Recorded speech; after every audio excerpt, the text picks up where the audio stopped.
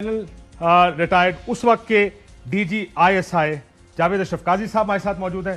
General साहब बहुत शुक्रिया। और ये भी आपको बताते चलें कि जनरल साहब उस वक्त डीजी आईएसआई थे जिस वक्त तालिबान खड़े हुए शुरू हुए, जब उनका किसी ने नाम तक नहीं सुना था, और फिर देखते ही देखते उन्होंने काबुल पर जब टेक ओवर किया, कब्जा किया, अफगानिस्तान में हुकूमत बनाई। तो जनरल साहब हमारे साथ मौजूद हैं, उनसे गुफ्तगू का आगाज करते हैं। जनरल गाजी, आपने तालिबान को बनते देखा, is that correct? Yes, that is true. मुझे ये बताइए कि आपका फर्स्ट रिकलेक्शन क्या है तालिबान के बारे में?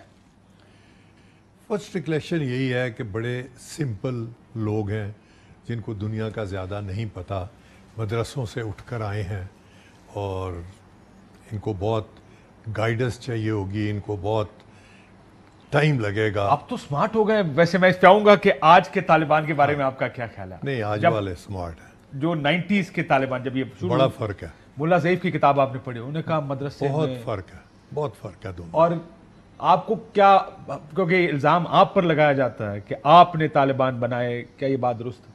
नहीं, ये गलत है बिल्कुल। हमने बिल्कुल नहीं बनाए, हालात ने बनाया हमको।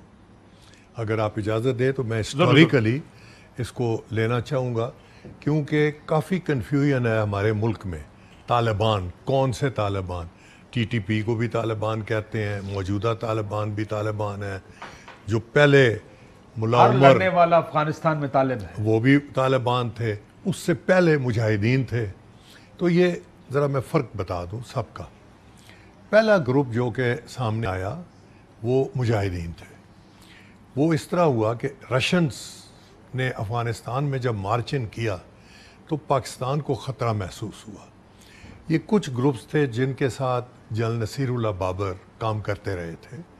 तो अमेरिका, पहले तो शुरू में जनरल ज़िया-उल हक ने कहा कि हम इसको फ़ाइट करेंगे और रशियंस को पाकिस्तान के बॉर्डर से बाहर रखेंगे।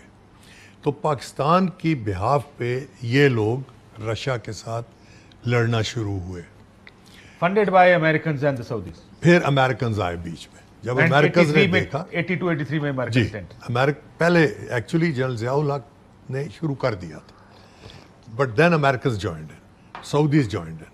फिर इस तरह से टाई अप हुआ कि हैंडलिंग सारी आईएसआई करेगी, फंडिंग आईएसआई करेगी, उनको ट्रेनिंग आईएसआई देगी, उनको वेपन्स आईएसआई देगी, लेकिन पैसे और वेपन्स सप्लाई सऊदी अरेबिया और अमेरिका करेगा।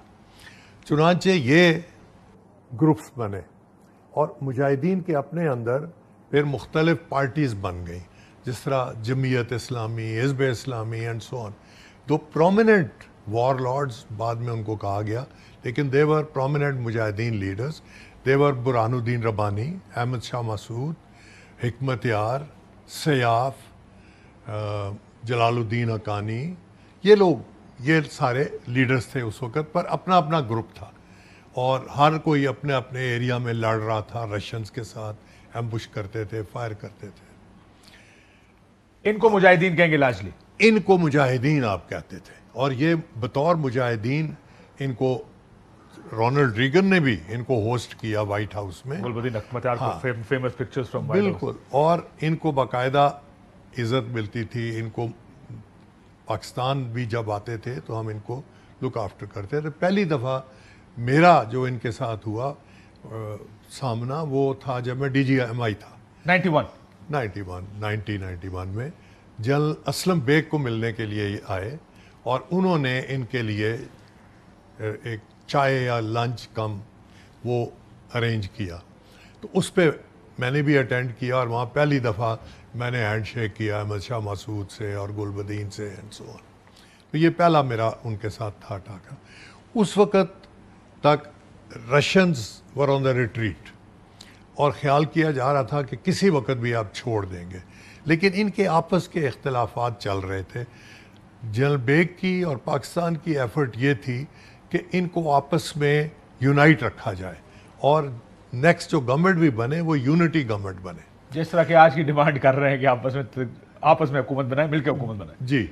तो उस वक़्त इनका मसला ये था कि वो एक दूसरे को स्टैंड नहीं थे कर रहे। इख्तलाफात इतने हो गए थे कि अहमद शाह मसूद एंड गुलबदीन हिकमत यार were the two main contestants at that time. تو پھر ایک معاہدہ کیا گیا جس کے مطابق احمد شاہ مسعود ڈیفنس منسٹر ہوگا, گلبدین حکمت یار پرائم منسٹر ہوگا, اور برہان الدین ربانی پریزیڈنٹ ہوگا. اب برہان الدین ربانی اور احمد شاہ مسعود بیسیکلی ایک ہی پارٹی کے تھے, لیکن انہوں نے بڑا کلیورلی اپنے آپ کو دو سیپریٹ لیڈرز شو کیا ہوا, اور اس کی وجہ میں بتاتا ہوں آپ کو. بعد میں پاکستان پر الزام لگا کہ آپ گلبدین کو زیادہ پیسے دیتے رہے ہیں اور زیادہ ویپنز دیتے. تو میں نے وہ ریکارڈ, جب میں بعد میں D G I S I بنا تو میں نے وہ ریکارڈ نکال کے دیکھا تو اٹ واز ناٹ ٹرو. وجہ یہ تھی کہ دونوں کے ملا کے پیسے زیادہ بن جاتے ہوں گے. حکمت یار جو ہے وہ کہتا تھا میں ہی ہوں سب کچھ, پولیٹیکل لیڈر بھی میں ہوں, ملٹری لیڈر بھی میں ہوں. سو اگر اس کو 100 روپے ملے ہیں تو دوسرے دو جو تھے ان کو کسی کو 60 ملے, کسی کو 70 ملے, لیکن ملا کر وہ حکمت یار سے زیادہ بن جاتے تھے. تو یہ اس طرح سے they were clever people. اب نیکسٹ سٹیپ یہ ہوا کہ انہوں نے, یہ معاہدہ ہو گیا ان کا آپس میں, جب انہوں نے حکمت یار کو پرائم منسٹر کی سیٹ پر بیٹھنے نہیں دیا.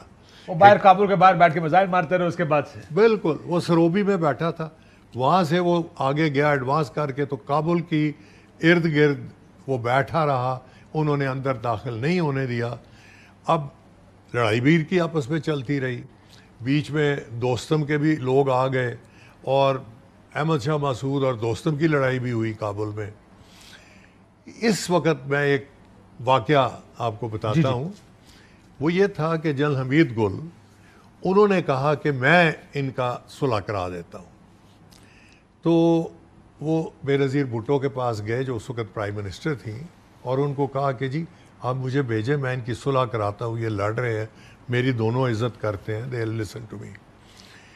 تو مجھے بے نظیر نے پوچھا کہ جنرل صاحب آپ کو کوئی اعتراض؟ میں کہا جی بالکل نہیں اعتراض, اگر حمید گل صلح کرا سکتے ہیں تو لیٹ ہم ٹرائی. انہوں نے کہا جی آپ سے وہ ریکویسٹ کر رہے ہیں کہ آپ ان کو فیسیلیٹیٹ کریں گے. میں نے کہا بالکل کروں گا. تو حمید گل صاحب نے ڈیمانڈ کیا کہ مجھے جہاز دیں, تو ہم نے آئی ایس آئی کا جہاز ہوتا تھا وہ ان کے ڈسپوزل پہ کر دیا, اور ایک لیزان آفسر ان کے ساتھ لگا دیا. تو حمید گل صاحب کابل گئے اس جہاز میں, وہ جا کر ملے احمد شاہ مسعود کو, اور بڑی اچھی ان کی بات چیت ہوئی. احمد شاہ مسعود نے کہا جی بالکل ٹھیک ہے, ہم اس کو امپلیمنٹ کریں گے, لیکن پہلے حکمت یار اپنی فوج واپس سروبی لے جائے, اور اس کے بعد پیریڈ دے دیں 6 مہینے, 6 مہینے کے بعد ہم حکمت یار کے حوالے کر دیں گے. تو حمید گل صاحب یہ پرپوزلز لے کر ہی فلیو ٹو سروبی جہاں حکمت یار کا ہے. حکمت یار ٹینٹ میں تھے. تو حمید گل صاحب کوئی آدھا گھنٹہ باہر ویٹ کرتے رہے. فائنلی حکمت نے ان کو بلایا اور کہا جی بتائیے آپ احمد شاہ مسعود کو مل کر آئے ہیں. تو which should a but of invoice کہ تھوڑا ناراض ہیں وہ, لیکن بہرحال حمید گل نے کہا جی آپ کے انٹرسٹ میں ہمارے افغان بھائیوں کے لیے میں گیا تھا اور یہ پرپوزل ہے. تو حکمت یار نے کہا جی مجھے آپ یہ بتائیں کہ پہلے کہ آپ میرے لیے پیسے لے کر آئے ہیں, فنڈنگ جو آپ کرتے تھے. تو حمید گل نے کہا بھائی نہیں, میں تو اب D G I S I نہیں ہوں. اور انہوں نے کہا آپ میرے لیے کوئی ویپنز؟ انہوں نے کہا نہیں, I don't have any weapon. تو اس نے کہا جی پھر مجھے کوئی ریزن بتائے کہ میں کیوں آپ کی بات سنوں. اس وقت میں سنتا تھا کیونکہ آپ ہمیں ویپنز اور فنڈز دیتے تھے, اب تو آپ خالی ہاتھ آئے ہیں. سو آئی ایم سوری, میں آپ کی بات سننے کو تیار نہیں ہوں. میں احمد شاہ مسعود کو ٹرسٹ نہیں کرتا, اور آپ کی گارنٹی کوئی میں نے نہیں رکھتی. سو وہ بڑے ڈس اپوائنٹ ہوئے. ویری انٹرسٹنگ آپ یہ جو واقعہ سنا رہے ہیں, کیونکہ سب کا خیال تھا کہ ہمارا انفلوئنس ہے. اس واقعے کو دیکھ کے لگتا ہے as long as ان کو گنز اور پیسے آپ دیتے رہیں گے تو آپ کا انفلوئنس رہے گا. بالکل, دس از ٹرو. وہ یعنی ریلیشن شپ بلڈنگ میں نہیں ہے. ہاں, دس از ٹرو. کوئٹ پرو کو ہے, جو you give me some I give you some. بالکل. اسی طرح یہ جنرل دوستم کے ساتھ. اب دوستم ناردرن افغانستان میں he was the war lord. تو میں نے کہا یار ہم اس کے ساتھ کیوں تعلقات اچھے نہیں کرتے.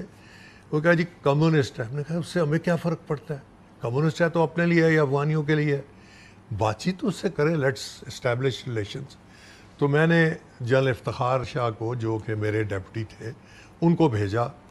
دوستم نے بڑا اچھی طرح ریسیو وغیرہ کیا اینڈ سو آن, اور اس نے کہا کہ میں D G I S I کو بھی ملنا چاہوں گا. ہوسٹ کرنا چاہوں گا. ہم نے کہا جی بالکل ٹھیک ہے, میں بھی ملوں گا. اس نے کہا کہ جی وہ ازبکستان میں میری فیملی رہ رہی ہے, تو انہیں بولیں کہ ازبکستان آتے ہیں تو میرے گھر پہ لنچ کریں میرے ساتھ. تو میں اور general Iftikhar Shah we flew to Tashkent. وہاں سے ہم دوستم کے گھر گئے. دوستم نے بڑا اچھا ہمیں لنچ وغیرہ دیا. اس کے بعد اس نے کہا جی دیکھیں, میں آپ کا دوست ہی نہیں, آپ کا بھائی بننا چاہتا ہوں, آپ میری مدد کریں. تو ہم نے کہا کیا مدد چاہیے؟ اس نے کہا جی میں تھوڑا شارٹ ہوں فنڈ سے, آپ مجھے تھوڑے فنڈز دیں, پیسے دے دیں. پیسے دیں. اور دوسرا یہ ہے کہ آپ مجھے ایکسیپٹ کریں as one of the parties to the conflict. To the conflict. تو ہم نے کہا جی ٹھیک ہے, ایکسیپٹڈ. تو میں واپس آ گیا. اس کے بعد اس نے جنرل مالک کو بھیجا جو دوستم کا ڈیپوٹی تھا اور جس نے بعد میں ایک بڑا رول پلے کیا وزاوی طالبان. تو وہ آیا میرے پاس اور اس نے کہا کہ جی ہمیں کچھ پیسے دیں. تو اس کو میں نے کچھ پیسے دیے دوستم کے لیے. اور اس کے علاوہ دوستم نے ریکویسٹ کی تھی کہ میری فیملی بیمار ہے, میری وائف بیمار ہے. تو ہم نے کہا جی ہم ان کا علاج کرا دیں گے. تو he had brought Dostum's family with him. So وہ دوستم کی فیملی کو پاکستان لایا گیا علاج کرانے کے لیے. پاکستان لایا, اسلام آباد میں ہم نے ان کو رکھا, اپنے فوجی اسپتال میں ہم نے ان کو ٹریٹمنٹ کروائی. وہ جب ٹھیک ہو گئی تو شی وینٹ بیک.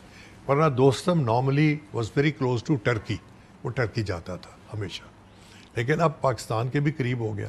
بینیفٹ ہمیں جو سب سے بڑا ہوا, دو ہوئے. ایک یہ اس نے ہمارے ساتھ یہ پرومس کیا تھا کہ میں ادھر انڈیا کو نہیں آنے دوں گا, اور اس نے نہیں آنے دیا. انڈین کونسلیٹ بند رہی جب تک دوستم وہاں پہ پاور میں رہا.